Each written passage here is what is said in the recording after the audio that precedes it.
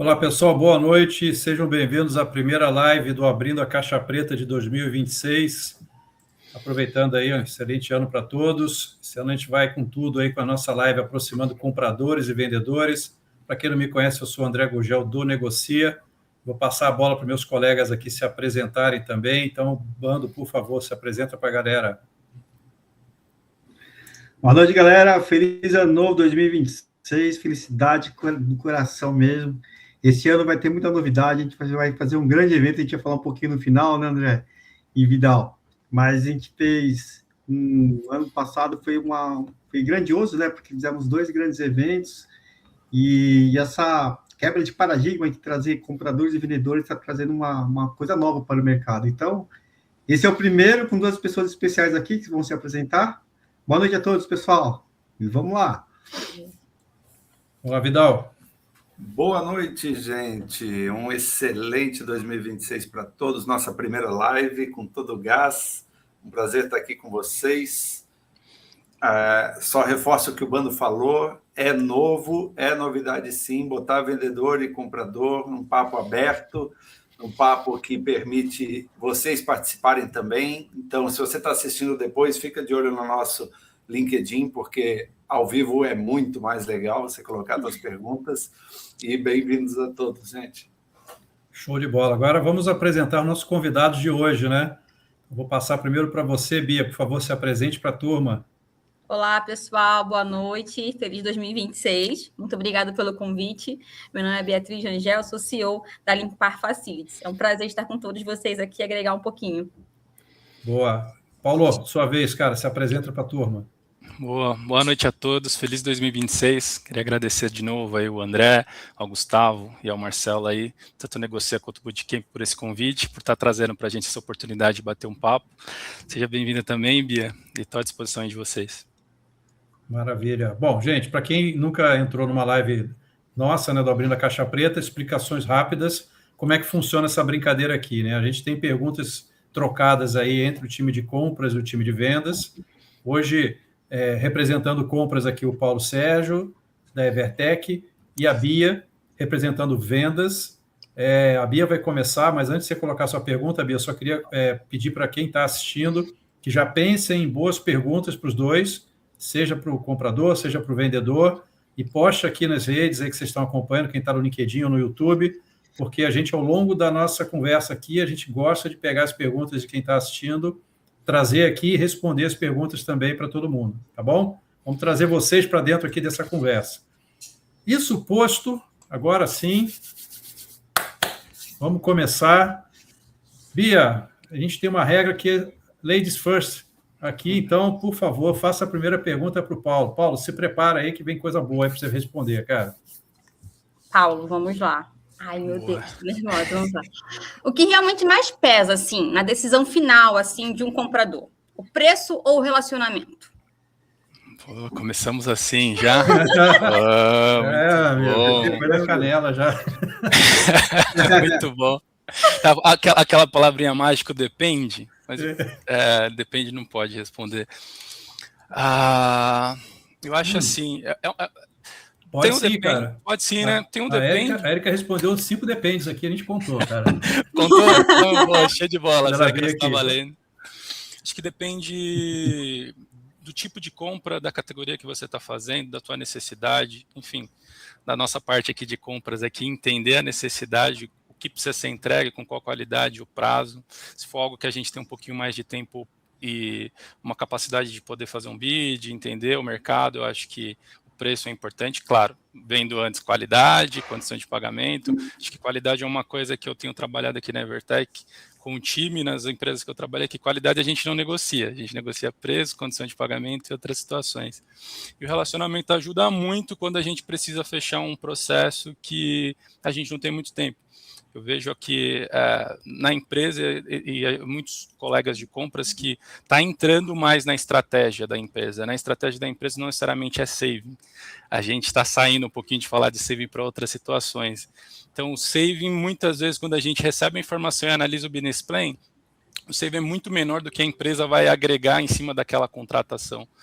Então, se a contratação for urgente, necessária, o business plan diz, cara, se eu fechar isso aqui hoje, eu vou ter um retorno muito maior do que o save, o relacionamento vai me ajudar muito para eu poder apostar para o cara que eu conheço e fazer acontecer com um valor um pouco maior. Não sei se eu respondi, mas tem os... Respondeu e vem totalmente ao de encontro que eu prezo dentro da empresa e eu, Beatriz, profissional. Uma coisa que, pelo menos, eu me acho muito forte no relacionamento com os meus clientes, eu sou muito focado nisso, eu penso muito no longo prazo do relacionamento com o cliente, então gosto muito de jogar limpo. Então, a qualidade do que está sendo entregue, desde o serviço que eu estou prestando ali, desde junto com o meu fornecedor, compras, gente alinhado, então não tem como não dar certo, né? Então, já que você tem essa visão, estamos kits aí, estamos juntos. Bom, tá tudo muito fofinho, mas a gente gosta de pensar, né? Vamos lá. Vamos lá, Tem que fazer meus comentários aqui, né?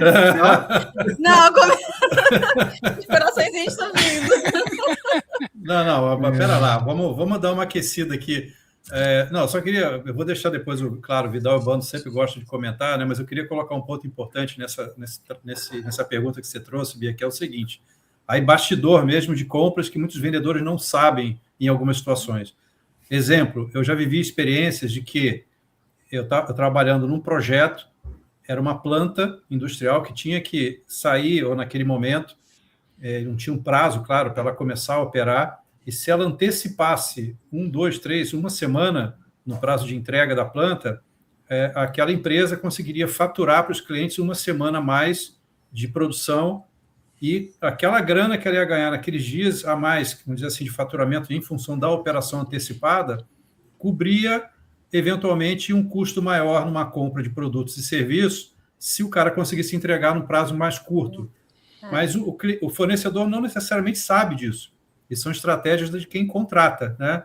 E aí você fica, poxa, mas eu paguei mais caro, e o saving, falei, cara, você está dando uma economia para a empresa, aliás, está dando um caixa para a empresa muito maior, nesse caso, né, esse exemplo que eu estou trazendo, que é um exemplo real, de inaugurar a planta aí uma semana antes, alguns dias antes, que compensa qualquer gasto adicional com o fornecedor que conseguiu entregar um pouco antes, né? Então, existe, só trazendo uma ilustração aqui de um caso real, de que existem muitas variáveis, né, para a tomada de decisão, que não só a questão do preço e etc. Né? Então, bom, vou abrir aqui para o Vidal e para o Bando. Eu queria só complementar aqui antes do Vidal. Olha o Bando já assim, já, ó.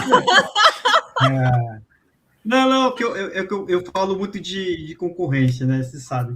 Sim. Então, como eu já fui comprador e hoje vendas, eu falo que é muito claro para mim quando eu falo de compras e quando eu falo de vendas. Tudo depende do objetivo do processo, né? Da concorrência, do bid. Vai depender também do momento da empresa, a questão financeira da companhia, do CFO da companhia em relação a custos, né? E a questão da usuária. Né? Então, quando a gente fala de alguns stakeholders, né? Assim, em algum momento é preço e pronto, acabou, sabe? Então, assim, já tem um escopo definido, preço acabou. Em algum momento, ele vai falar assim, ele não quer preço, ele quer valor, né? Ele quer melhoria de processo, quer sinergia, quer mais produção. Então, o comprador não vai efetivamente em cima de preço. Lógico que o preço é importante, mas aí tem outras prioridades. Então, por isso que quando eu falar de qual é o seu preço relacionamento, eu preciso me dividir assim, o que antecede é tudo isso. O que antecede é a área usuária, é o solicitante, né? O que antecede é o momento da empresa, questão financeira da empresa, e qual efetivamente o objetivo. Então, para cada tipo de objetivo, eu acho que tem uma resposta para a área de compras. E se o vendedor não entender esses objetivos, provavelmente ele vai errar na questão do relacionamento, porque ele não vai estar em que momento ele vai estar pegando no calcanhar de Aquiles do comprador, né? Boa.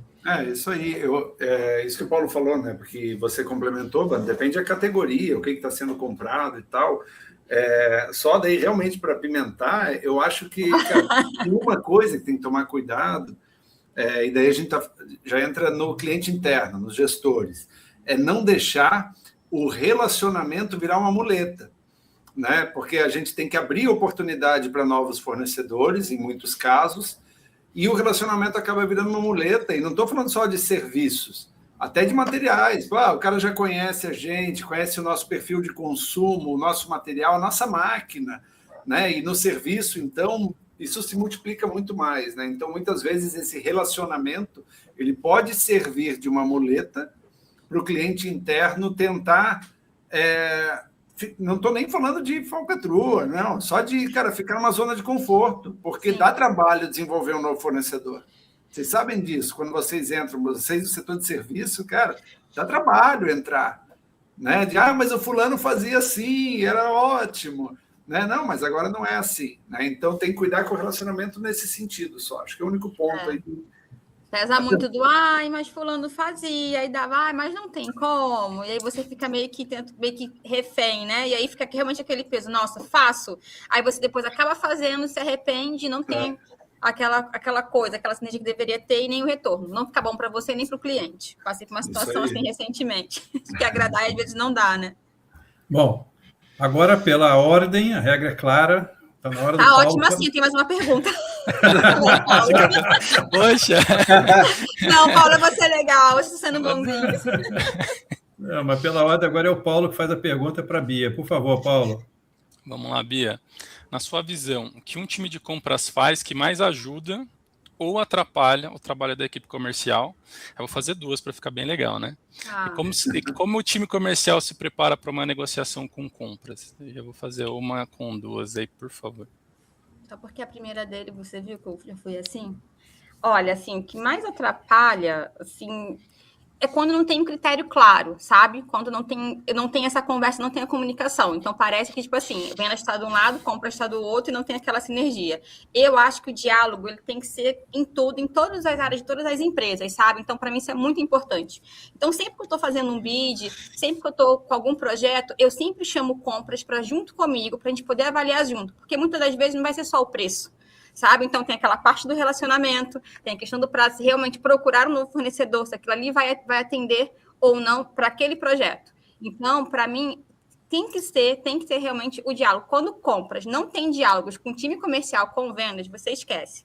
Não vai ter, para mim, meu ponto de vista, processo claro, definido, porque não tem nada melhor do que a gente está aqui, ó, tete, olho a olho, olha, é isso, eu preciso disso. Muitas das vezes, o que eu preciso, não necessariamente o que compras vai conseguir me entregar, me trazer para mim, mas a gente conversando, a gente consegue definir algo que vai ficar bom para ambos os lados. E até mesmo eu, como comercial, consigo alinhar junto com a expectativa do meu cliente. Deixa eu botar uns 2 quilos de pimenta no Paulo. Paulo, sabe o que mais atrapalha, cara, para o que eu falo comprador? Tô boazinha, cara, é edital de papel de pão, cara. Edital de papel de pão, cara. É cara que não sabe escrever, não sabe fazer um memorial, é cara que não sabe falar com a área usuária, é cara que não consegue colocar as condições contratuais dentro de um edital. É cara que escreve um edital completamente, não vou dizer o oposto, mas que não tem aderência com a minuta contratual da empresa. O cara comercial, o comprador escreve uma coisa e o contrato da empresa escreve outra coisa. Aí, na hora de negociar, você faz uma coisa, na hora de chegar no contrato, não tem uma série de divergência que estava no edital, aí depois fala assim, não, mas aqui agora você já fechou e o contrato não dá para mexer, você, então o seu edital não serve para nada, né? Então, o que atrapalha de verdade, eu posso falar um monte de coisa, mas uma das coisas que atrapalha pra caramba é edital mal feito, cara. Eu acho que se eu pudesse resumir o que você falou, Bando, o que atrapalha pra caramba é o mal profissional, né? E tudo que você falou aí, você descreveu o que um mau profissional de compras faz, que não deveria fazer, né? Se fosse bom, não faria assim, né? Mas, enfim. Mas o Paulo tinha uma segunda pergunta aí que eu não lembro. Acabei enrolando. Mas é legal. Junto, né? Como se prepara, né? Não, e é importante, até falando dessa primeira parte da pergunta, é importante nós de compras ouvirmos isso, porque, de novo, tem toda não é só falando de nova geração, mas a gente tem novas tecnologias, nova geração, o pessoal está tudo mais fácil, falando por mensagem, cortando palavras, a gente vê essa dificuldade, né? Como você falou, Bia, eu prefiro também o tete a tete, a gente conversar e o entender e explicar, sair um pouquinho da mensagem do e-mail e e fazer as coisas acontecer, cria em velocidade, em assertividade, e faz as coisas Eu sou acontecerem. focada na velocidade, na assertividade. E-mail é muito bom, o WhatsApp ele corta um longo caminho aí, mas às vezes tem uma coisa que está ali no edital e tem outra coisa como eu entendi. Às vezes a forma como ele interpreta de uma forma, mas aquilo está ali, como o Bando falou, daqui a pouco muda, né? Aí edital número X já mudou e tudo mais. Então, tipo, eu gosto disso aqui, a gente alinhar, sabe? Então tá ali todo mundo conversando, então é isso. Então eu entendi isso, é isso. Show, e para finalizar com tudo isso, né, que tem as partes legais que o pessoal quando manda bonitinho, mas também tem quando não manda. Como o time comercial se prepara para uma negociação com compra, sabendo de tudo isso? Olha, sabendo de tudo isso, aí vou te passar a minha como eu me preparo. Então, eu estudo bem do cliente, tudo, desde o cliente, meus fornecedores, tudo, de toda forma possível e impossível, todas as possibilidades que vai ter para poder, da melhor forma, estar ali entregando, sabe? Então, assim, eu sento, eu pesquiso muito, eu leio muito, eu estudo muito, vejo quem vai estar ali, com quem que eu vou estar trocando, entendeu? E aí, dessa forma, é uma estrutura. E fora outras coisas, que aí é coisinha minha aqui, né? Que a gente vai no contato aqui, outro ali, e tudo mais, dessa forma. Mas estruturar da melhor forma possível. Não só eu sozinha, mas junto com o time, sabe? Junto com a minha operação também, que eu sou muito atuante, para poder entender ali o que ele realmente quer. Se realmente o que ele está procurando, eu vou conseguir estar entregando para ele ali ou não, sabe?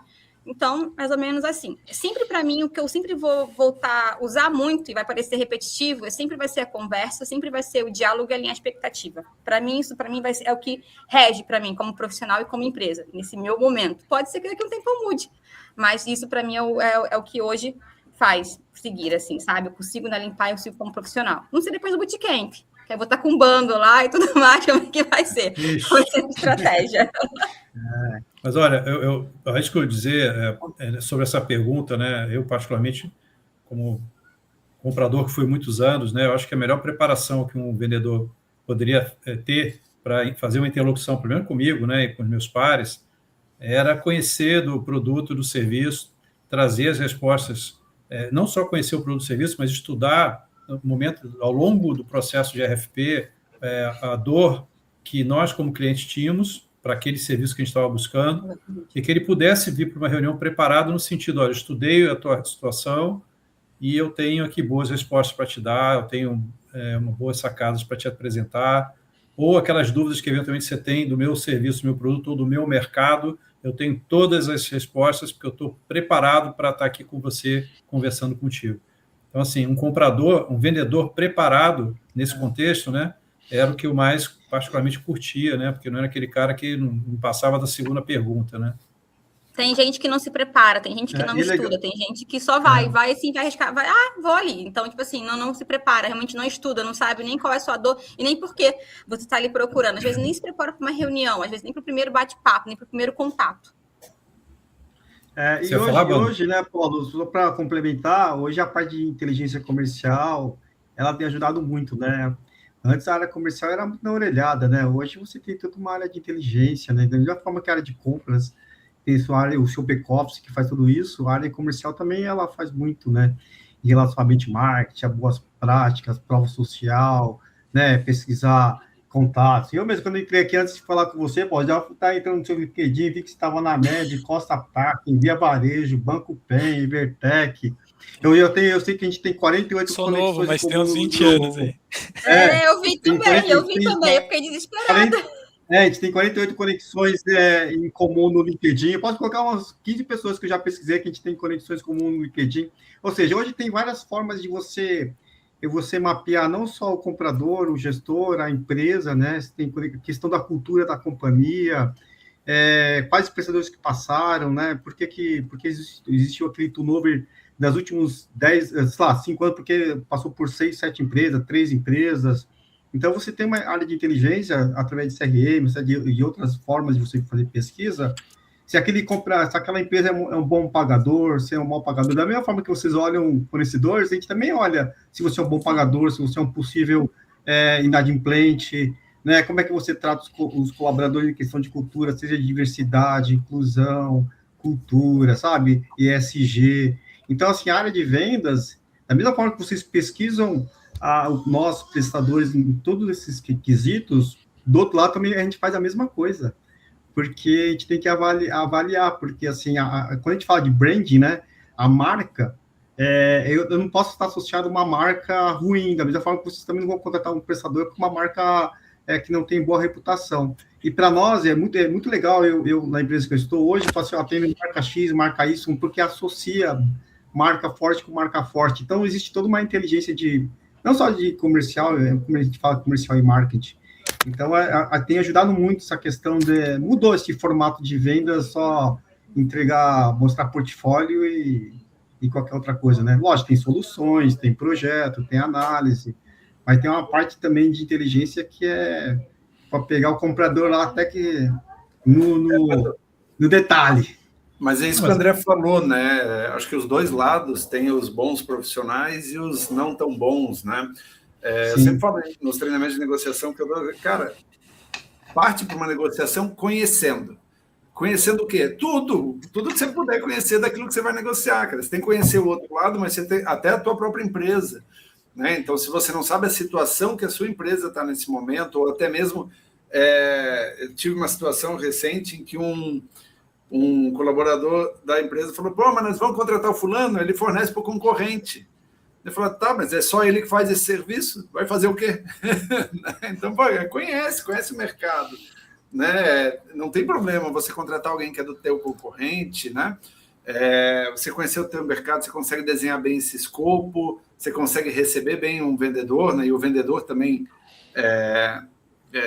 a gente sempre fala, né, das mensagens de LinkedIn, né, gente? A gente recebe, né? Eu, em consultoria, me manda perguntando se eu quero um trator. Né?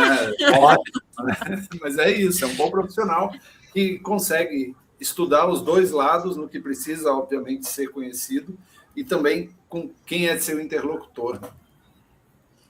Uma coisa que eu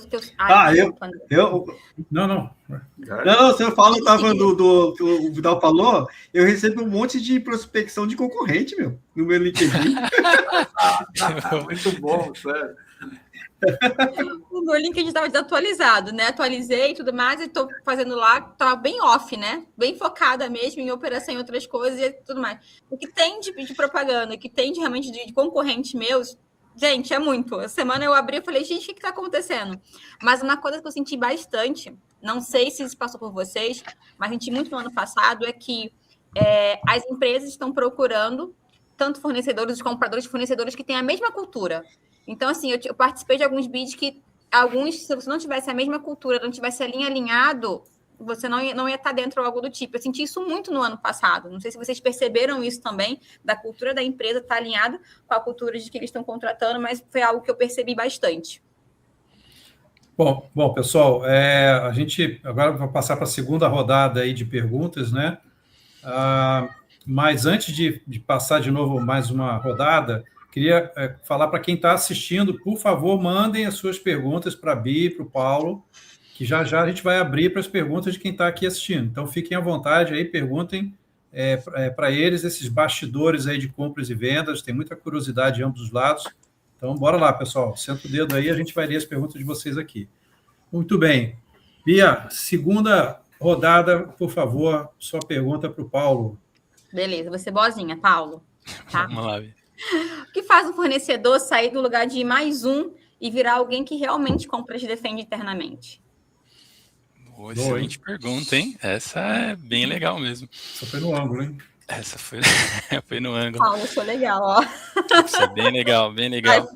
Mas eu vou dizer para você um pouquinho de tudo que, até da última rodada, a gente está falando. Dos melhores amigos meus são vendedores. A gente está... O Bando jogou um pouquinho de falar assim, cara, o que vocês fazem, a gente faz. Na verdade, vocês fazem há muito mais tempo que a gente. Acho que, enfim, acho que é legal esse bate-papo de tudo que vocês estão fazendo aqui, é para as pessoas entenderem que a gente tem muito em comum.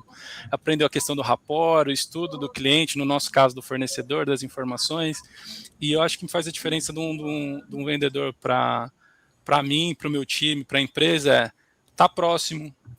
O cara que traz os cenários, como o Gurgel falou na última rodada. Pô, eu passei uma solicitação, você tirou as dúvidas, você não tem o que você vai me contratar, e traz os cenários que você possa me ajudar.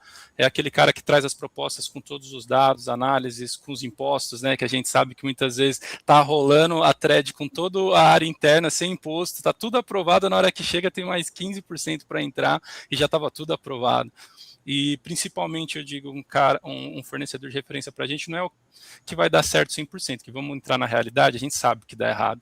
Principalmente aquele cara que quando dá alguma coisa errada, você liga, ele te atende, resolve, é transparente, e no final das contas a gente fala assim, puta, eu posso contar com esse cara até quando dá ruim, que ele vai poder nos ajudar. Eu acho que aqui na Evertec a gente tem muitos desses, que, de novo, a gente trabalha para não ter erro, para não dar problema, mas a gente sabe que quando dá, a resposta é rápida e a gente faz as coisas acontecer. Retorno para mim é... Paulo, deixa eu dar uma provocada. Agora eu vou quase que pular para o outro lado. Vai, é bom, vamos lá, é bom.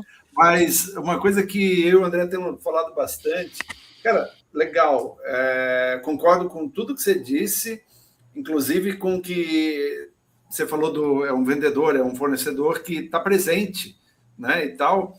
Mas como que você vê isso, do fornecedor estar presente nos dias de hoje, que a maioria dos compradores, cara, não estão abrindo as portas? Tu sabe, é um contato por WhatsApp, o cara quer fazer uma visita, quer alguma coisa, não tenho tempo, o compliance não deixa eu receber um fornecedor, ou, cara, agora não.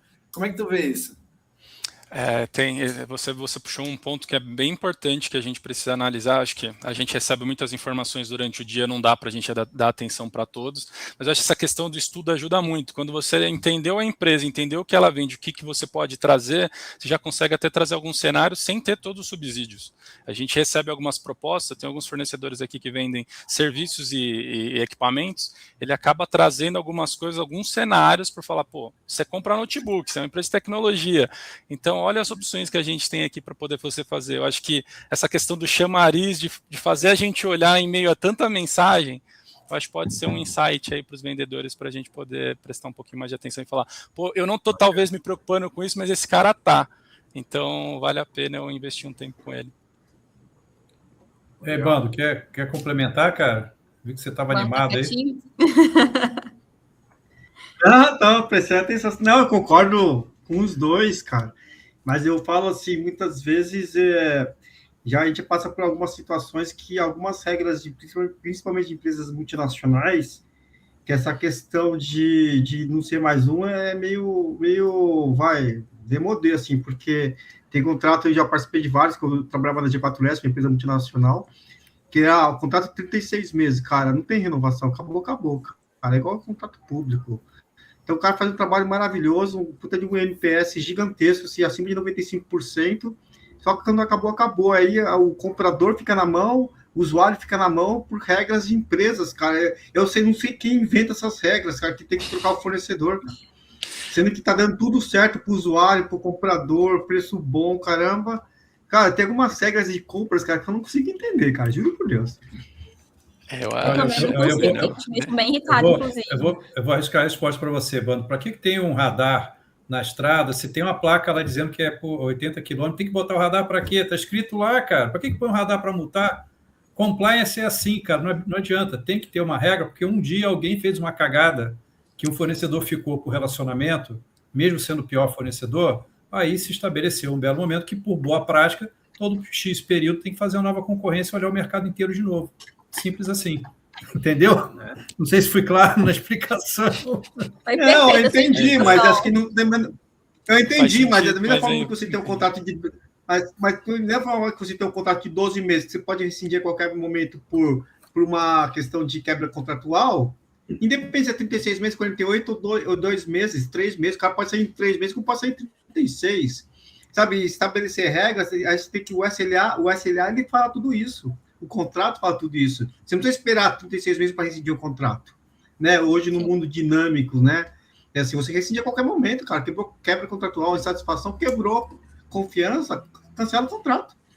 Eu concordo. Só que quando você define a vigência, você provoca uma revisão forçada. Né? Se você não faz isso, a coisa vai se renovando automaticamente, vai continuando. Né? Mas, enfim, assim, são regras corporativas, né? De boa governança, né? Mas eu adorei o exemplo do radar. Vou usar ele. Achei ótimo como explicar compliance agora para os clientes. Cheguei excelente. Eu acho que tem um ponto de compra, gente, que dá para a gente ajudar, acho, tanto nessa questão do fornecedor quanto do radar, da limitação, que é a gente fazer nosso estudo dentro de casa, nossa lição de casa, né? Por exemplo, a matriz CrowdGeek, a gente entender quem são nossos principais fornecedores, onde que a gente tem concorrência, onde a gente não tem, já ajuda a gente a saber onde que a gente precisa olhar, com quem a gente precisa conversar, com quem a gente precisa estar na mesa. E principalmente para mostrar para a empresa que às vezes não é só trocar, o compliance às vezes não teve a ideia do mapa, a dificuldade que tem para poder trocar um cara, o IQF dele, a qualidade está indo bem, o que está trazendo de retorno financeiro, que eu acho que tem uma parte financeira de compras que a gente precisa colocar ali no final da conta, no SRM ali, e mostrar para a empresa tudo isso, né? Muitas vezes quem está tomando a decisão só tem informação de saving e fala assim, cara, troca. A gente também precisa trazer para a companhia esse tipo de informação. Bom, Paulo, e lá no meu curso lá do Bootcamp, a Bia ela vai entender porque assim eu falo uma parte de estratégia de precificação, né? Então eu falo de CrowdGeek também. Mas explica para ela aqui, você sabe o que é a estratégia de CrowdGeek, Bia? Não. Então explica, Paulo, para ela e para o nosso público aqui, porque vai ficar meio voando aqui, né? Você vem com esse papo técnico aqui, cara, agora você vai ter que explicar. Eu falei que eu sou café com leite, então vai aprender. Por isso eu vou fazer da forma bem... nota 10. Eu vou fazer uma forma bem simples, tá, gente? Só um ponto, já tem vendedor usando CrowdGeek com ótica de vendas. Tá? Nosso evento do passado, eu e o Vidal, a gente viu uma apresentação voltada para vendedor. Mas vamos lá, cara, explica aí, Paulo. Vou fazer de uma forma bem didática, tá, gente? A gente monta um quadrante ali para a gente poder entender quais são os nossos fornecedores que alavancam o nosso business, né? Os fornecedores que a gente tem maior tipo de concorrência, os fornecedores que a gente tem o maior valor, que a gente tem a menor dependência. A gente coloca tudo isso dentro de um quadro, monta, fica bem claro para a empresa para saber, ó, esses caras aqui, eles são muito importantes e a gente tem concorrência. Esses caras aqui são muito importantes, mas a gente tem várias oportunidades de poder fazer substituição. Esse cara aqui eu gasto pouco, mas só tem um. Ou esse cara aqui eu gasto muito e só tem ele. Enfim, traz estratégias no meio do nosso dia a dia da gente investir tempo, principalmente nesses casos dos fornecedores que ou é monopólio, ou a gente tem poucas opções, e aí no tempo, de forma proativamente aqui, acho que como compras a gente utiliza, é para estar sentando com esses fornecedores mais vezes durante o ano, para a gente poder estar desenvolvendo outras opções, estar desenvolvendo com as áreas internas, né, que às vezes a opção não é essa, só tem esse cara mesmo, a gente tem que tentar desenvolver um novo produto. Quis trazer de uma forma mais simples possível, tá, gente? Sem trazer os termos de contas. Vou trazer um exemplo bem prático para Vou trazer um exemplo bem prático para você, Bia. Faz o repasse dessa aula aí para ele, tá? Viu? Faz o repasse dessa aula aí que você entender para Bia. Isso é verdade. Mas um exemplo bem prático. Quando teve a pandemia, quando teve aquele problema do chip na China, onde parou o mundo, e depois que o Trump começou a falar assim, agora tem que começar a investir nos Estados Unidos para trazer os fornecedores para não depender tanto da China, isso é exatamente a estratégia de CrowdGeek. Você depender o mundo parou, o Brasil parou de fazer carro, computador, celular por causa de chip da China. O mundo inteiro parou em função da China. E hoje os computadores... A pandemia deu embalagem. As empresas tiveram que mudar as embalagens porque a indústria não deu conta. Bom, pessoal, vamos combinar... Tem 2 exemplos práticos aqui maravilhosos que eu vou usar já. Bom, vamos combinar uma coisa aqui, pessoal. A gente está avançando no tempo. Tem uma boa pergunta que a Diva mandou aqui. Eu queria também trazer a pergunta dela, mas vamos fazer o seguinte, Paulo, faz a sua pergunta para a Bia. A gente fecha esse 2-2 aí, e aí a gente puxa a pergunta da Diva aqui e a gente debate sobre a pergunta dela. Pode ser? Pode ser. Vamos lá. Então, manda. Bia, que práticas comerciais poderiam inspirar a área de compras a se tornar mais estratégica? Práticas comerciais? Vou voltar no mesmo, gente, porque para mim o que funciona mesmo é o diálogo, é a conversa, é briefing claro para mim, entendeu? Então, assim, eu acho que não tem melhor do que isso. Então, a gente consegue ver isso, consegue construir aí um relacionamento de longo prazo. Para mim, tudo vai ser o diálogo. Parece meio clichê, mais do mesmo, mas para mim sempre vai ser a melhor, porque a gente alinha expectativa. Entendeu? Então, a gente vai estar se alinhando ali. Então, para mim, vai ser isso. Tá meio curto, o Bono agora vai vir agora, vai dar uma cortada daquela. O Gustavo tá doido para poder ali falar, mas no meu ponto de vista, tá sim, que eu sei, já te conheço, mas no meu ponto de vista, esse vai ser, entendeu? Dentro de hoje, da minha realidade, da minha operação, é isso, entendeu? É dessa forma. E vem dando certo, entendeu? Então, para mim, é nesse modelo, é desse formato. Quem vai primeiro? Vou receber uma proposta da Bia. Deve ser muito bom para isso, que ela vende muito bem. Tá vendo? Eu vou te mandar, pode me solicitar. Agora... Não só proposta, tem que ver a minha apresentação. Porque proposta a gente não manda, a gente apresenta. Aí... Boa. Não, eu acho, ó, já que você entrou agora no Bootcamp, a gente tem que repetir essa live daqui a um ano para a gente ver. Vai ser muito legal. Vai ser muito legal. Mas eu acho, Bia, só... alguém falou alguma coisa, vocês estão fazendo algo que não lembro quem foi que falou, que o vendedor faz isso há muito mais tempo do que o comprador. Foi você, né, Paulo? Sim, rapport, PNL, tudo. Isso, né? Que é olhar estrategicamente para a área, sabe? Por muito tempo, a área de vendas foi vista como a área de, cara, se eu quero ganhar mais dinheiro, eu preciso vender mais, né? E hoje a gente sabe que se você tiver uma boa economia na compra, uma economia real, né? Não um cost avoidance, mas um saving, tu pode ter um resultado lá no DRE muito melhor, com menos esforço entre aspas, né? O que eu quero dizer é que, às vezes, no material direto, se tiver 5% de redução, é 5% de resultado. Quando para você aumentar 5% de resultado, você tem que aumentar 20%, 30% de vendas. Qual que é mais fácil de fazer? Né? E os vendedores, eles foram, como sempre foi visto como mais estratégico, eles sempre foram envolvidos em decisões estratégicas da empresa com antecedência. Né? E agora que isso começa com compras, né? Agora que quando alguém vai decidir, sei lá, construir uma fábrica nova, chama o comprador lá antes, vamos ver se ele tem alguma coisa para nos dizer, né? Ao invés de chega no compras, já, estamos fazendo uma fábrica, tá? E preciso que você arrume, tá sem cadeado, já tá, o negócio já está começando a erguer lá, vão pedir o cadeado do tapume para o comprador, sabe? Isso era a realidade antiga, agora não. Então, eu acho que o comprador ele tem que se ver como estratégico, se vender internamente como estratégico e participar mais de decisões estratégicas na empresa. Mas, é claro, a liderança precisa ter essa visão e permitir que ele faça isso. Exato. Mas tem liderança que breca, tem liderança que não concorda, tem liderança que joga contra, né? Aí fica mais complicado. Aí fica realmente aquele ringue, né? Aí gera uma rincha internamente que não precisava.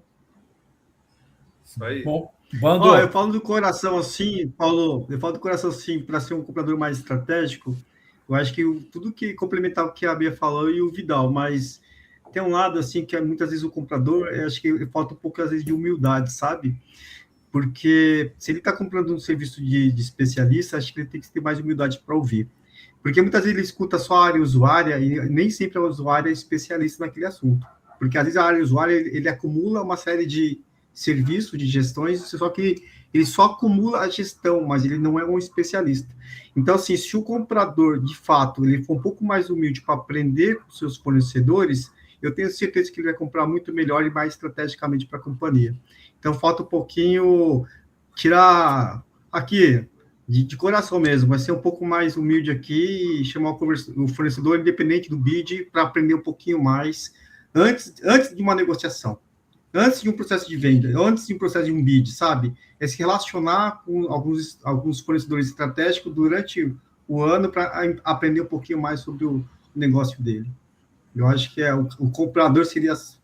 O cara estaria em outro nível, assim, eu diria assim. Eu queria colocar um ponto, que eu acho que a gente já falou em algumas lives, e a matriz de Kraudic citada pelo Paulo trata um pouco disso, que é o seguinte... E é uma coisa muito dura de falar, mas a verdade tem muito cliente que, para quem está vendendo, é um cliente desinteressante, por qualquer razão. Ele é muito pequeno, ele me dá muito trabalho, mas não me dá muito dinheiro, eu vou botar o meu estagiário para fazer uma proposta lá, não vou nem dar bola para ele. Na ótica de quem está do outro lado da mesa, vai ter muito fornecedor que, da mesma forma, é muito desinteressante também, porque na matriz de Kraujic, ele está lá na cauda longa, e aquele serviço, para ele, tanto faz ser um pouco mais sofisticado, mais simples, aquilo não é crítico para a operação dele. E, da mesma forma, ele não vai abrir toda essa pista para o vendedor falar coisas incríveis daquele negócio que para ele tanto faz. Essa que é a realidade. Isso é duro, mas é verdade. Então, assim, ele vai gastar o melhor comprador dele, o mais especializado, naquilo que é mais crítico e que é mais relevante. E o vendedor é a mesma coisa. O time de vendas vai gastar o atirador de elite dele lá naquele cliente que é o que vai mexer o ponteiro do resultado no final do dia, né? Então, isso é o ABC, né? Isso acontece dos dois lados. Eu já recebi muito vendedor júnior, muito mal preparado e tal. Não é que ele fosse ruim ou a empresa fosse ruim, é porque, eventualmente, para aquele segmento, a empresa que eu trabalhava não era interessante. E eu tinha essa leitura, eu entendia isso, entendeu? Eu sabia que dali eu não ia tirar muita coisa, porque, de fato, a gente não comprava muito, a gente comprava de vez em quando, eram compras muito pequenas, muito eventuais. Enfim, eu acho que tem esse elemento para ponderar aí, que nem todo cliente é o mesmo cliente, nem todo vendedor ou comprador é o mesmo comprador, né? As coisas mudam dependendo aí do cenário. Pessoal, a gente tem 2 perguntas aqui. Vamos puxar as perguntas agora? Acho que dá uma aquecida aí com a galera. O que você acha aí, Bando? Bora. Claro, tem da Diva aqui, né? Boa. Quando consegue botar na tela ali. Você lê aí, André? Leio. Vamos lá. Paulo e Bia, na experiência de vocês, o que realmente define uma parceria de facilities bem-sucedida? Preço, processo ou postura? E por quê? Pergunto, pois, na concorrência de facilities, muitas vezes é visto também com prioridade preço, mas quando se agrega verdadeiramente valor, não se compra somente custo, e se entrega excelência técnica, etc. O que pensam? Compraria de uma empresa consideravelmente mais cara, pois de fato avaliou todas as questões? Bom, a pergunta é mais para o Paulo, né? Do ponto de vista de quem compra, mas a Bia fica à vontade também para dar o palpite aí. Vai, Paulo, que depois eu complemento. Vamos lá. Eu acho que... Cara, acho que vem um pouquinho do que a gente respondeu ali na primeira pergunta. É um combo de preço, qualidade, entrega. Principalmente a gente falando de facilities. Facilities é algo muito delicado. Facilities hoje é a minha principal área solicitante, a minha principal área parceira, tanto nessa empresa quanto na passada. Acho que é de todas as empresas. A gente adquire muitas coisas de baixo valor, mas que tem um impacto diretamente na vida do colaborador, seja um café, seja um copo, seja qualquer coisa nesse sentido. Então, se você for só preço, às vezes a pessoa está com um copinho de café que não para na mão ali, queima a mão, vai trazer um ruído tão grande para a empresa porque você economizou tão pouco. Se a gente fala numa empresa de limpeza, que eu acho que é o caso que a Bia traz para a gente, é muito importante a gente fazer a due diligence, entender com esse fornecedor que às vezes o mais barato não está pagando fundo de garantia para os colaboradores. Eu já passei por isso.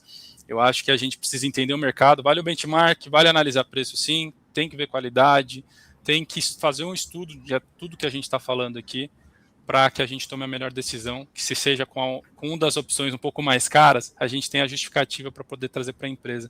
Acho que tem um ponto aqui da última pergunta que a gente falou, que o comprador precisa aprender com o vendedor, é vender tanto as justificativas quanto os ganhos, as melhoras, levar para a empresa essa situação, e eu acho que quando você tem a justificativa e todos os detalhes, vou pagar um pouco mais caro, mas vou ganhar tudo isso, normalmente a gente acaba aprovando.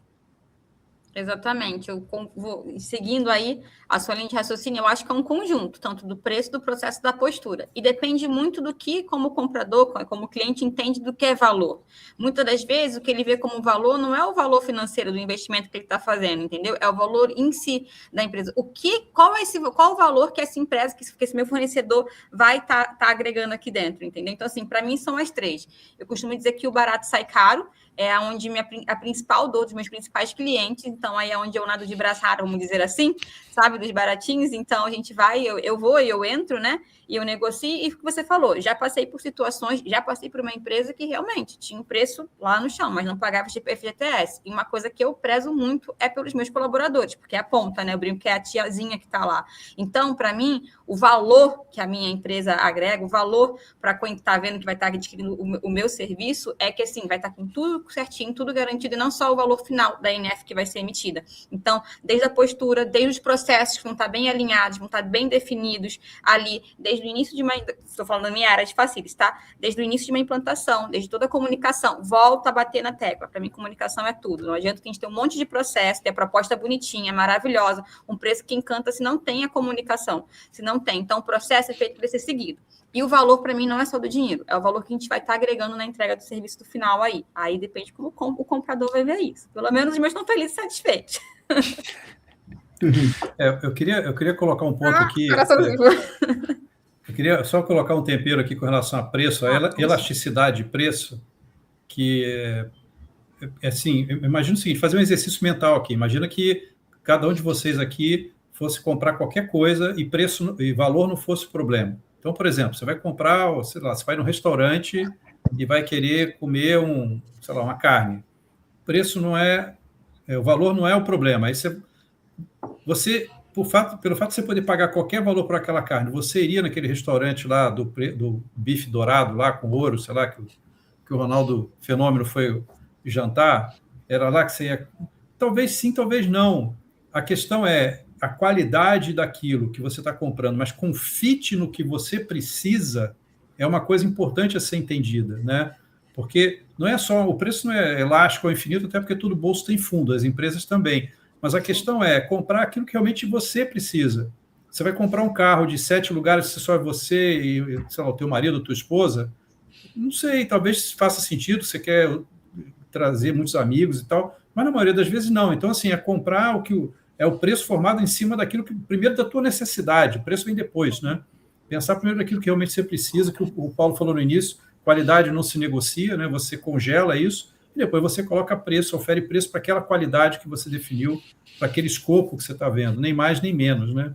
Porque às vezes muita coisa ser colocada, mas será que eu preciso disso realmente?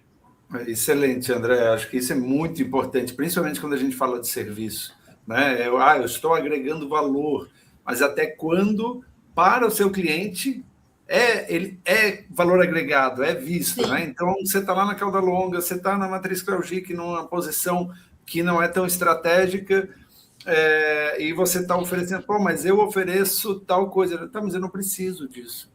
E daí você fica irredutível de não tirar isso do seu serviço, você tende a perder uma concorrência por causa disso. Né? Eu vejo isso muitas vezes em embalagem, né? O cara fala, minha caixa é 1000 vezes melhor do que a do concorrente, então, mas eu não preciso. A minha caixa é especificada porque eu preciso. Para a carga que eu preciso, para a barreira de umidade que eu preciso. Não importa que a tua é espetáculo, eu não vou pagar mais. Né? Por isso que eu falo, ele alinha a expectativa do que ele está comprando e que vai ser entregue. Comunicação. Não adianta eu querer te vender a Disney e te entregar Beto Carreiro, você quer ver o Mickey. Bom, Bando, vamos puxar outra aqui do Vitor. Bora. Vamos lá. Vitor perguntando para a gente aqui, como lidar quando a área usuária toma atitude de aquisição de um serviço / produto, avalia mercado, chega até a negociar preço, e a área de compras que deveria ter participado desde a orquestração envolvida somente no final. Isso nunca acontece, né, Paulo?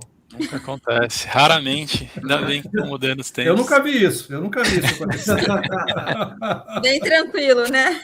Bem tranquilo. Gente, vamos lá, que quase não acontece aqui em nenhum lugar que eu trabalhei. A gente vem tentando... Supondo, né, que se tivesse, né, essa situação... Vamos colocar tudo dentro do jogo, né? Existem regras, como a gente está falando, e dentro das empresas eu acho legal, para trazer a transparência, também criar uma regra para esse tipo de informação. Então, dentro dessa empresa, de outras empresas que eu trabalhei, a gente tem uma aprovação diferenciada para esse tipo de contratação, para trazer uma visibilidade para o boarding da empresa que ocorreu algo, um desvio dentro do fluxo normal. É importante a gente ter essa informação, a gente procura entender o que a área precisava, aquilo tudo que a gente está falando, o time, o prazo, o preço, por que o cara fez essa situação, mas hoje a gente tem setado isso, está em todas as apresentações, reportes, o que aconteceu como desvio. A gente faz um treinamento com a área, vê se a área teve alguma dificuldade, não sabia alguma informação, é alguém novo que entrou na empresa, é uma empresa nova que a gente adquiriu, mas esse fluxo vai ficar ali marcado para a gente fazer todos os trabalhos que a gente precisa fazer, como informação, como cultura, e, enfim, uma perda de oportunidade dependendo da negociação. A gente já sabe que raramente acontece, mas às vezes acontece coisas com alguns dígitos ali que a gente acaba perdendo a oportunidade. Acho que mesmo assim na minha área, a gente tem toda essa estrutura de desvio de política, eu ainda tento ver no tempo que eu tenho, prazo, impostos, questão do... coisas que eu consigo mexer, para mim não ter esse problema, por exemplo, daqui 12 meses, eu tenho um contrato desse para 36 e eu posso fazer por 12. Eu tento mexer, não está incluso imposto, não tem cláusula de saída. Isso a gente tenta fazer ali nos 47 do segundo tempo para a gente na próxima conseguir pegar alguma situação. Mas enfim, acontece e a gente joga para cima, vende essa informação também para falar, ó o que a gente perdeu de oportunidade. E a empresa acaba ajudando isso. Nas últimas empresas que eu trabalhei, o C-Level olhou, chegou nesse gestor que teve que aprovar para falar, próxima vez passa para compras. Eu acho que trazendo essa informação, não só falando, aquele cara fez errado, que esse não é o propósito, mas dizendo assim, a gente está perdendo esse tipo de oportunidade fazendo desse jeito, eu acho que a gente ganha mais sponsors para poder ir mudando esse processo. Mas olha, isso aí me trouxe mas que ele fez errado, fez errado. E fez errado, exatamente. O bando gosta. Mas isso me fez pensar na pergunta para você, Bia, sobre essa questão. Quando você é envolvida pela área técnica, né, e você percebe que o gestor do contrato começa a avançar até em proposta, preço, etc., o que você faz? Você fala para ele, olha... Eu já estou na retaguarda com compras. Quando eu já percebo já ali, eu já sei como é que funciona. Quando eu já vou para a retaguarda, tá, mas quem é compras? Com quem assina? Quem é que paga, sabe? Falando bem assim, tá, mas aprovação de quem? Passa por quem? Como é que é seu fluxo? Eu sempre tento entender. Eu sei que eu vou ter o primeiro contato, mas eu sempre, na minha primeira contato com o cliente, como é que funciona o fluxo? É uma proposta comercial, em seguida eu vou te mandar a técnica, ok. Vai trazer mais quem para nosso primeiro encontro, tá? Quem vai estar participando? Quem são as pessoas envolvidas nesse processo até o final? Mas já aconteceu de avançar e no meio do caminho falarem que tem que entrar compras no meio. E aí eu tive que mudar várias coisas. Então, o prazo foi revisto, assim como o preço. Então, aí realmente entra a vendedora, né? A negociadora. Era interessante para mim, o cliente também queria, então, para poder não perder, compras ficou bem resistente, porque sempre tem alguém que não comunica, mas foi no meio do caminho que mudaram esse processo dentro da empresa. Então, eu tive que rever a questão mesmo de prazo e realmente do valor lá que a gente ia ter do contrato. Mas eu sempre tento entender quem faz parte de tudo daquilo, porque acontece muito, gente. Aí vem toda animada, a área vem, olha que legal, nossa, tá ótimo. Aí manda a proposta técnica, faz a proposta comercial, faz a apresentação da empresa, tudo direitinho. Não, aí agora mais 2, 3 meses até chegar no e-mail e tudo mais. Não, então já traz todo mundo para cá para eu entender quem é o representante de cada área aqui, como é que a gente faz até o final. Viu como eu sou legal, Paulo? Você é legal e faltou essa parte. A gente também faz o culturamento com o fornecedor exatamente por causa disso, que mesmo sendo um desvio, ainda tem due diligence que pode não ser aprovada e não tem pagamento sem o pedido de compra. Exatamente. Então, se não tiver as aprovações, eu já tenho que avisar o fornecedor para falar, cara, beleza, não te avisaram, você chegou aqui novo, mas na próxima não faz, me procura no começo, para a gente não ter esse tipo de problema. Eu já vi situações assim acontecendo, até, o Paulo, em contratos recorrentes. E como é que a gente pegava? No meio do contrato, faltava verba. E a gente falou, como é que faltou verba? O contrato tem um valor, foi bem calibrado para o ano todo. Alguns era valor fixo por mês, faltava verba no contrato, que o valor é igual todo mês. Aí você descobria que o gestor pedia serviço, ou pediu 1 ou 2 serviços que não estavam inclusos no contrato, pagou com o dinheiro do contrato e acabou a grana. E aí ele não conseguia pagar mais nenhuma nota até o final do ano. Então, assim, o fornecedor tem que tomar cuidado, porque ele pode ficar sem receber também, né? Nessa de atender sem ter essa preocupação com a governança do cliente. E aí já viu, né? Excelente pergunta. Concordo. E aí, Bando?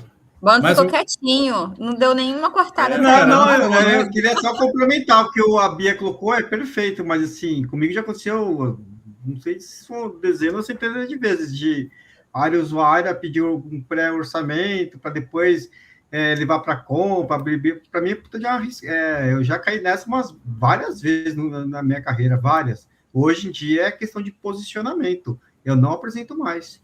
Se o cara quiser uma pesquisa, você, quanto custa mais um serviço? Custa no mercado, a média custa tanto. Mas e a sua empresa? Eu falo assim, se você quiser abrir um processo, eu participo do processo, porque não dá mais para o cara ficar especulando no mercado. O cara quer especula com compras, pô, não é o gestor que tem que ficar especulando, entendeu? Às vezes o cara quer fazer especular para gerar orçamento para o ano seguinte, mas assim, faz da forma correta. Então, muitas vezes a área de vendas que é meio prostituído, quer apresentar de qualquer jeito, porque quer mostrar serviço para o seu diretor comercial, para o gerente comercial, então o cara fica apresentando proposta. Mas em algum momento, quando você se posiciona de uma forma profissional, e você começa a questionar o cara que está te pedindo orçamento, mas não estou entendendo, você está pedindo uma coisa no papel de pão, no grupo de e-mail, não existe edital, não existe um processo, não existe uma plataforma, não existe nada. E você, como é que funciona isso? Então, é questão de posicionamento, muitas vezes, da área comercial, e aí o cara que pede, o cara percebe que não dá para pedir para aquele cara. E até mesmo, assim. Você falou que às vezes ele pede esse orçamento só para, talvez, provisionar algo para o ano seguinte, mas às vezes é só para justificar, para quando isso chegar no compras, já tem 3 orçamentos. Não, eu fiz 3 orçamentos. Né? Mas por que você fechou com esse cara que está há 30 anos contigo? Não é que os outros são mais caros, né? E aí sabe Deus. Então, é duvidoso. Repassadas, né?